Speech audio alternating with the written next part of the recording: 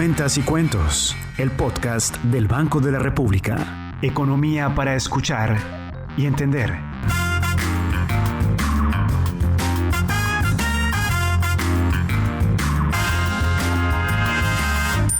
El año pasado la economía colombiana cerró con un crecimiento del 1,7%. Por su parte, la inflación a lo largo del 2024 tuvo un cierre de 5,2%. Y en la primera reunión de la Junta Directiva del Banco de la República hace pocas semanas, se decidió hacer una pausa en la reducción de la tasa de intervención, que es el interés que les cobra el Banco de la República a los bancos por prestarles dinero. Ante este panorama, he invitado hoy al doctor Hernando Vargas, gerente técnico del Banco de la República, para que desde su experiencia nos cuente en qué momento está nuestra economía. Doctor Hernando, muchas gracias por aceptar mi invitación a Cuentas y Cuentos, el podcast del Banco de la República. Mil gracias, Jaime, un placer estar acá. Doctor Hernando, usted lleva 2 décadas, 20 años como gerente técnico del Banco de la República. Eso le da un conocimiento y un bagaje necesario para saber en qué momento estamos hoy. Con esas cifras, con esos datos que le he entregado, quisiera que me hiciera un panorama de cómo está la economía colombiana hoy. Sí, la economía colombiana está completando un ajuste necesario después de un desajuste que tuvo al salir la economía de la pandemia.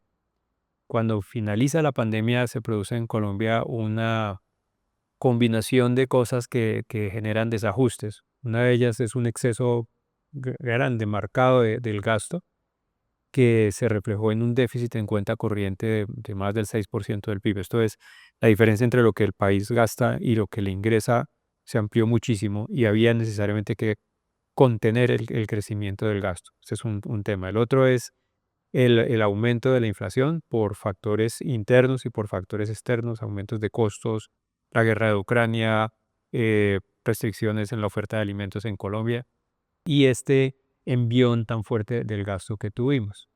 Entonces, en esas situaciones fue necesario que la política macroeconómica, no solamente la política monetaria, sino también la política fiscal, hicieran un ajuste o se movieran en el sentido de contener el gasto de la economía. Y eso se ha traducido en una reducción de la tasa de crecimiento de la economía que fue muy alta en 2021 y 2022, o sea, ha venido bajando, en un descenso de la inflación que llegó a estar por encima del 13%, ha podido bajar, ya se ha situado ahora en 5,2%, y en una corrección del déficit externo. Entonces estamos adelantados en ese proceso. Este proceso, sin embargo, debe continuar y en el caso de la política monetaria debe continuar hasta alcanzar la meta de inflación que es del 3%. En ese sentido, hoy en día, lo que se llama la postura de la política monetaria, es decir, qué tan restrictiva es, qué tan caros es el crédito en la economía, las tasas de interés, sigue estando en una situación restrictiva. ¿Por qué? Porque todavía necesitamos llevar la inflación al 3%. Desde el punto de vista de los excesos de gasto que mencioné, pues ya ha habido una corrección importante. El déficit en cuenta corriente se redujo de forma sustancial, de más del 6% a menos del 3%. Y hoy en día estimamos nosotros en el equipo técnico del banco que hay lo que se llama un pequeño efecto de demanda. Es decir, la demanda agregada de la economía está un poquito por debajo de lo que sería su nivel potencial. Cuentas y Cuentos. Suscríbete en Apple Podcast y Spotify. Doctor Hernández, sigamos hablando de inflación. Como dijimos, el cierre del dato de inflación del año 2024 fue 5,2%, todavía un poco distante de la meta del Banco de la República del 3%. Pero según el reciente informe de política monetaria, que más adelante quiero que hablemos de él, durante el año 2025 y el año 2026, la inflación seguirá descendiendo hasta llegar al rango estimado por el Banco de la República y ojalá a la meta del 3%. Explíqueme cómo va a ser ese camino de la inflación, cómo se va a ir reduciendo el costo de vida de los colombianos en los próximos 2 años. Claro que sí. A ver, como lo mencioné, estamos en medio de ese proceso. Y lo que está pasando y debe seguir sucediendo hacia adelante es, primero, que la propia dinámica de la inflación conduce a que siga bajando. En Colombia es particularmente importante el canal de la indexación, y la inercia de la inflación es algo importante, es una característica importante de nuestro proceso inflacionario. Entonces, en la medida que la misma inflación vaya bajando, permite que esa dinámica se mantenga. Además de eso, las expectativas de inflación, que son un componente importante de la formación de precios de la economía, se ha acercado a la meta del 3% y hace que los precios se fijen cada vez más de acuerdo con la meta. Y muy importante también, como lo mencioné, la postura de la política monetaria sigue siendo restrictiva de forma tal que no haya presiones fuertes de gasto, de demanda que empujen los precios al alza. Esta combinación de cosas pues va a hacer que gradualmente, esto no sucede de una forma abrupta, sino gradualmente la inflación vaya convergiendo hacia su meta, hacia la meta del 3% de aquí hacia finales del 2026. El doctor Hernando Vargas es desde el año 2005 el gerente técnico del Banco de la República. Por su mentoría han pasado los más destacados analistas económicos del país y es quien coordina y dirige al staff técnico, ese equipo de economistas del Banco de la República que hace proyecciones, análisis y pronósticos de todos estos datos de los que nos está hablando el doctor Hernando Vargas. Ahora quiero que hablemos un poco sobre el crecimiento, doctor Hernando Vargas. La actividad económica, según reportó hace pocos días el DANE, tuvo un crecimiento el año pasado del 1,7%. Según el informe de política monetaria, la proyección era que el dato fuera 1,8%. ¿A usted el dato lo sorprendió positiva o negativamente? Sí, realmente el dato del PIB estuvo muy cerca de lo que nosotros anticipábamos y también de lo que muchos analistas por fuera del banco esperaban. Allí el dato de crecimiento está afectado por unos factores técnicos que tienen que ver con que el DANE no solamente produce el dato del PIB de 2024, sino que revisa la serie hacia atrás. Entonces, al tiempo que eh, publicó el dato del PIB de 2024, revisó al alza el dato de 2023. Esto hace que la tasa de crecimiento se afecte y sea un poco menor de lo que nosotros estábamos esperando. Sin embargo, el valor en pesos, digamos, reales del PIB en 2024 estuvo muy cerca de lo que nosotros proyectábamos. Cuentas y cuentos. Economía para escuchar y entender.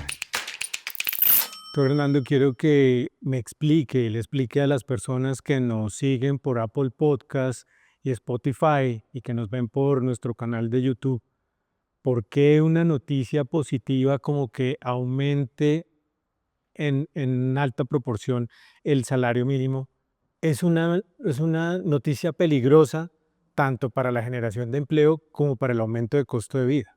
Claro, evidentemente, quien devenga un salario mínimo y mantiene su empleo formal, recibe una buena noticia con el aumento del salario mínimo. Sin embargo, a nivel más general, a nivel del país o de toda la fuerza laboral, las cosas tienen matices. Un aumento del salario mínimo por sí mismo no es malo. Si el salario mínimo crece con la inflación esperada o con la meta o incluso con la inflación, ¿no?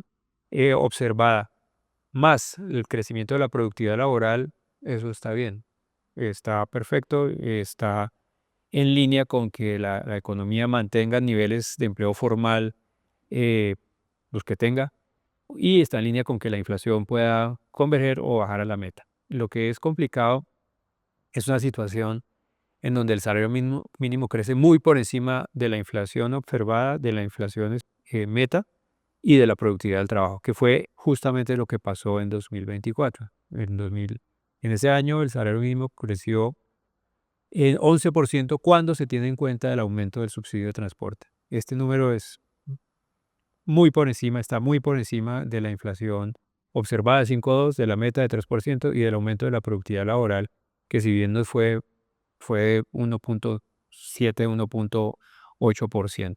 Entonces, este exceso En el corto plazo beneficia a quien devenga el salario mínimo, pero posteriormente se traduce en mayores presiones de costo para las firmas. Muchas firmas, sobre todo en sectores de servicios, tienen un alto componente de costo laboral dentro de sus costos totales y este aumento tan pronunciado del salario mínimo, pues los obliga a ajustarse. ¿Y cómo se ajustan? De dos maneras. Uno es subiendo sus propios precios, que implica presiones inflacionarias, y la otra es, bien sea recortando su actividad o tratando de sustituir trabajo por capital o por otras formas de generar su producto. Y en ese caso, el daño que se hace es por el lado de la generación de empleo formal. Entonces puede aumentar la informalidad o no se reduce la informalidad tan rápido como quisiéramos e incluso puede generarse algún desempleo. Quienes nos han seguido a lo largo de estos 18 episodios de Cuentas y Cuentos, pues se habrán dado cuenta que hoy cambiamos de escenografía. Estamos en el quinto piso del Banco de la República, en el centro de Bogotá, y a pocos pasos de este salón se reúne mensualmente la Junta Directiva del Banco de la República. En la primera reunión de este año 2025, el pasado 31 de enero, se hizo una pausa en la reducción de tasas que traía la política monetaria desde el año 2024. Sin querer ponerlo a opinar sobre las decisiones de la Junta, pero un poco sí, quisiera que me explicara por qué la Junta o por qué el equipo técnico está viendo necesaria esa pausa. A ver, aquí otra vez recordemos de dónde partimos y a dónde queremos llegar. Entonces estamos partiendo de una situación donde la inflación está todavía 200 puntos base por encima de la meta que es 3%. Y en ese sentido, la política monetaria se debe manejar y se ha manejado de forma cautelosa. Entonces yo arranqué con inflación del 13%, siendo mi meta 3, fui bajando la inflación o se fue bajando la inflación. Y puesto que estoy todavía lejos, debo manejar mi política monetaria con mucho cuidado para tener la mayor certeza posible de que voy a converger a la meta del 3%. Ese es como el principio general. Ahora, eh, en ese proceso, y como lo mencioné, la política monetaria ha sido restrictiva. Hemos tenido tasas de interés altas que restrinjan el gasto y activen todos los canales de transmisión de la política monetaria para llevar la inflación al 3%. En esa senda, a medida que la inflación fue bajando y fuimos manteniendo alguna certeza sobre la convergencia de la inflación a la meta, la tasa de interés se ha venido bajando, ¿ya? ¿Qué pasó recientemente? Pues que varios factores que son riesgos importantes sobre esa convergencia de la inflación al 3% empezaron a cobrar más importancia. Entonces, uno de ellos, ya lo mencionamos, el aumento del salario mínimo, que ya lo dije, fue excesivo.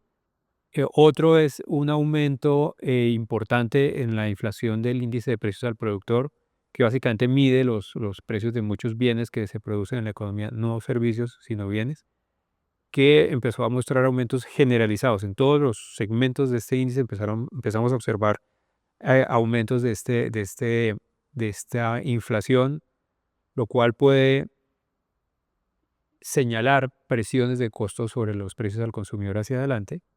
Vimos también aumentos ligeros en las expectativas de inflación y tenemos un entorno internacional bastante volátil. No es un secreto para nadie que se ha manifestado una volatilidad muy fuerte de la tasa de cambio. Entonces, en el último trimestre del año pasado tuvimos una depreciación fuerte. En estos 2 meses de este año hemos tenido una apreciación fuerte y no hay nada que garantice que esta apreciación o que una tasa de cambio más baja se vaya a mantener hacia adelante. Entonces tenemos riesgos por todos lados y en esta postura cautelosa de la Junta para llevar la inflación al 3%, la Junta optó por esperar y mirar los datos. Entonces, por ejemplo, pensamos que el salario mínimo creció excesivamente, sí. Veamos cuál es en efecto el resultado del aumento del salario mínimo sobre aquellos precios en los que más incide. Entonces, esperemos a ver qué pasa con esos precios para detectar si ese aumento excesivo del salario mínimo efectivamente está afectando estos precios. Igual con la tasa de cambio. Tuvimos esta depreciación fuerte en el cuarto trimestre, luego una apreciación en este año. Veamos si esta apreciación persiste o si vamos a tener más volatilidad. Entonces, básicamente una respuesta de cautela para esperar y ver si estos riesgos que menciono se materializan y se manifiestan en nuestra variable objetivo, que es la inflación. Cuentas y cuentos. Suscríbete en Apple Podcast y Spotify. No quiero perder esta oportunidad para que me hable un poco sobre el informe de política monetaria. Este informe se publica cada trimestre y quiero que me explique cómo es la dinámica de la realización de este informe, cómo se distribuyen las tareas, cómo maneja su equipo el staff técnico del Banco de la República. No, gracias por la pregunta, porque la gente usualmente mira el informe y no sabe lo que hay detrás. Y realmente es una labor muy bonita y muy compleja. Es una construcción colectiva en la que participamos cerca de 30 personas, me atrevería yo a decir, em, y en la cual tenemos varias fases. En una primera fase, nosotros revisamos cuáles son las grandes tendencias de la economía. Vemos si ha habido cambios en esas tendencias, vemos si ha habido nuevas dinámicas o nuevas situaciones o choques que valga la pena investigar en detalle. Posteriormente, pues hacemos una revisión exhaustiva de los datos. Exhaustivo es un término que se queda corto, que hacemos una revisión de verdad muy, muy completa de toda la información de actividad económica, de precios, de factores internacionales, todas estas cosas que puedan incidir en la inflación y en la actividad económica.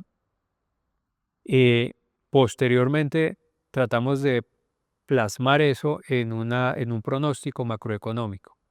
Y ese pronóstico se basa en dos clases de herramientas. En una, tratamos de hacer, por ejemplo, el pronóstico, lo llamamos así, de corto plazo de la inflación y del PIB o de la actividad económica, con base en las tendencias más recientes y con los datos más recientes. Entonces decimos, ok, a 1 o 2 trimestres, posiblemente el PIB y la inflación van a tomar estas sendas. Pero esas herramientas nos sirven solamente hasta ese horizonte, 2 trimestres y mucho, para tener nosotros un pronóstico relevante. Relevante quiere decir a 2 años, que es más o menos el horizonte en el cual la política monetaria tiene efectos completos sobre el producto y sobre la inflación. Necesitamos una herramienta distinta. Y esa herramienta son modelos macroeconómicos. Entonces hay un grupo completo de personas que se dedica a desarrollar, a mantener, a estudiar, a complementar estos modelos macroeconómicos, que son básicamente descripciones de cómo funciona la economía, de manera tal que yo pueda simular o pronosticar el comportamiento económico a un horizonte, como digo, largo, 2 años, ¿cierto? Luego se reúnen las personas que producen y manejan estos modelos con las personas que revisan los datos y que tienen la comprensión de lo que está pasando y de lo que va a pasar en el corto plazo, y entre todos producimos un pronóstico completo, corto y mediano plazo, eh, que es el que utilizamos para entender para dónde va la economía y cuál debe ser la senda de la tasa de interés que cumpla con los objetivos de la junta directiva, que es llevar la inflación al 3%, mantenerla ojalá alrededor del 3% y mantener la actividad económica en torno a lo que llamamos su nivel potencial. Fernando, nuevamente para Cuentas y Cuentos ha sido un honor contar con su participación en este episodio número 18 y quisiera ya para despedirnos que les enviara a los colombianos, a los que nos ven y a los que nos oyen, un mensaje de optimismo o de cautela. ¿Cómo desde nuestra vida cotidiana podemos contribuir, podemos aportar un granito de arena para que la actividad económica en el país tenga un mejor desempeño? Claro que sí, no, el mensaje de optimismo viene por el lado de la labor que hacemos acá. El banco y su junta están empeñados en cumplir su función constitucional, que es, como lo mencioné, llevar la inflación a un nivel bajo 3%, que es nuestra meta, y de esa manera darle estabilidad a la economía. Y con esa estabilidad, los colombianos pueden estar seguros de que pueden generar sus negocios, desarrollar sus actividades en un ambiente que no tiene los sobresaltos que tienen otros países donde la inflación se pone fuera de control. Ese es el mensaje de optimismo. Aquí estamos empeñados en esa labor. Y la cautela tiene que ver con las decisiones que tomen a la hora de, de, de pensar sus gastos y su endeudamiento. Es importante que tanto empresas como hogares sean conscientes de cuáles son los niveles de deuda que pueden sostener. De esa manera, pues nos ayudan a que el sistema financiero sea estable y que nuestra labor y la labor realmente de todas las autoridades sea mucho más fácil en potenciar el crecimiento y mantener la estabilidad nominal de la economía. Fernando, muchas gracias por haber aceptado esta invitación a Cuentas y Cuentos, economía para escuchar y entender. A todas las personas los invito a que nos escuchen en Apple Podcast, en Spotify y que nos vean a través de nuestro canal de YouTube. Los esperamos en un próximo episodio de Cuentas y Cuentos. Nos vemos en una próxima oportunidad. Cuentas y Cuentos.